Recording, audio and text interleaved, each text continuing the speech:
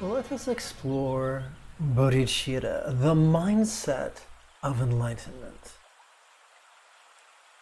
This is Lama Jigme Gyatso of the Buddha Joy Meditation School. Welcome, meditate like a Jedi. This is the Lama you are looking for. We will explore bodhicitta, what it means and how to cultivate it, including the neuroscience perspective. But first, if you love Star Wars and you want to learn how to meditate as effectively as Qui-Gon Jinn, be sure to subscribe and ring that notification bell.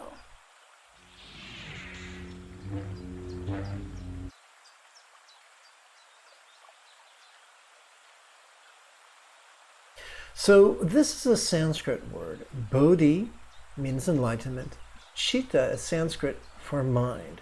So what is the enlightenment mind?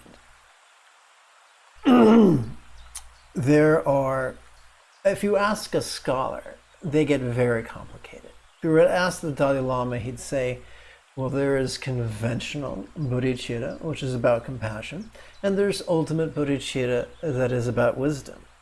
And then he might go a little further. He'd say ultimate bodhicitta might divide into two items, relative truth and conventional truth. But that's just a very convoluted way of saying noticing and letting go.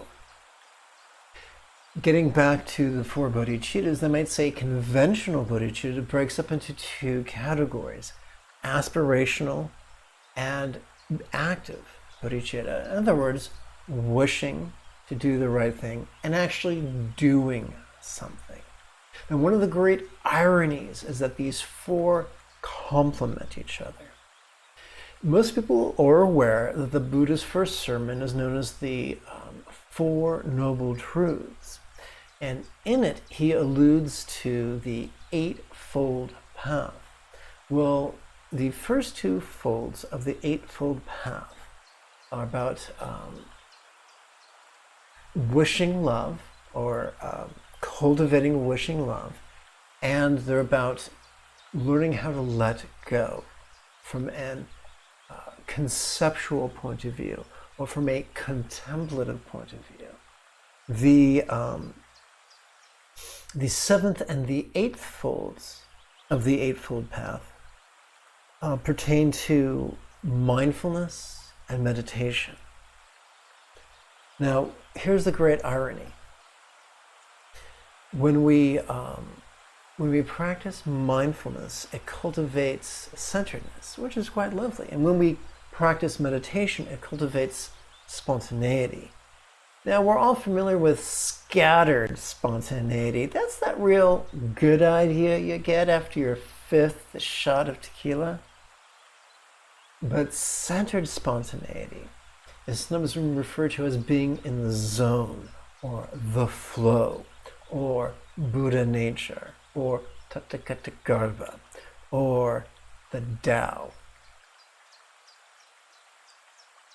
So ironically, when we practice mindfulness and meditation, it cultivates the centered spontaneity, wherewith our choices and utterances and deeds just flow from a place of centeredness. And those type of deeds are inferred also in the Eightfold Path. Starting with the third fold, that would be kind communication, kind conduct, kind commerce, no one likes a Karen, don't be a Karen or a predator, and joyful enthusiasm. So these four things flow from our centered spontaneity. So the higher mindset of enlightenment, the mindset of enlightenment that's all about noticing and letting go, actually fuels the conventional mindset of enlightenment of love, of intending love and spontaneously acting lovingly. Now that we've said all that, let's look at the actual verbiage. Now, as I've mentioned in earlier videos in this series, there are two extremes. There's yang and there's yin. There's patriarchy and matriarchy. There's fundamentalism and liberalism. There's rigidity and flexibility. There is controlling and allowing. So I teach from the perspective of feminism, of yin. So from this perspective, the second couplet pertains to this mindset of enlightenment, as well as practice meditation and contemplation. Meditation would be mindfulness and noticing and letting go, and contemplation would be the first fold of the Eightfold Path. But here comes the love part. Why are we doing this? So we have bragging rights. Why are we doing this? Because it looks good on our resume. Why are we doing this? Because it looks Jim Danny on a dating profile. No, we're doing this for the benefit of all. That's huge. Why is it huge? Well, it goes back to the brain. Let's take a moment and look at our drawing of a brain. This 3 pounds of squishy bits are the human brain. We've got our reptilian brain, we've got our mammalian brain, and we've got our monkey brain, our simian brain. Now, sadly, late-stage capitalism drives us into our ruthless reptilian brain, competitive and cruel. However,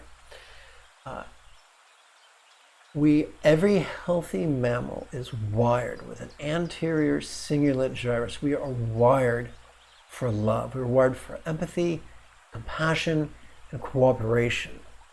And there's a wonderful saying, you've probably heard it before. Words lead intention, intention leads mind, mind leads energy. By playing with recitations, they can help us to strengthen the neural pathways responsible for empathy and compassion and cooperation, which is rather lovely, if you ask me. And since you're watching my video, I'm going to assume you're asking me.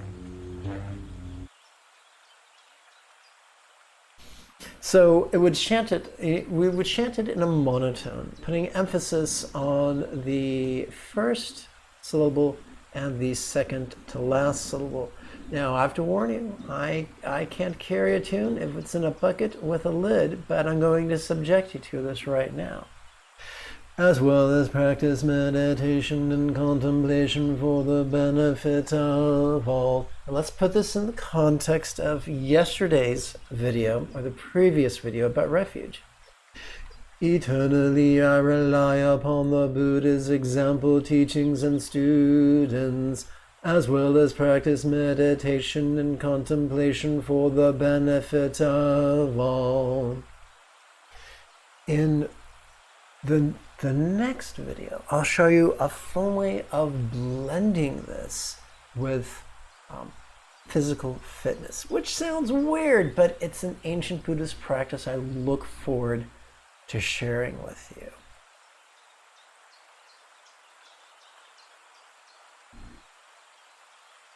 Now, this lesson was not interrupted by any ads, for it is only supported by the generosity of other viewers just like you. So do be so very kind as to click the Patreon link in the description area below the video. If you feel I've earned this, give this video a thumbs up and share it on social media. If you're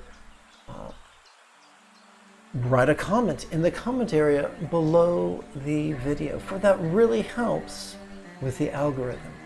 And if you are as nerdy as me, this is the way.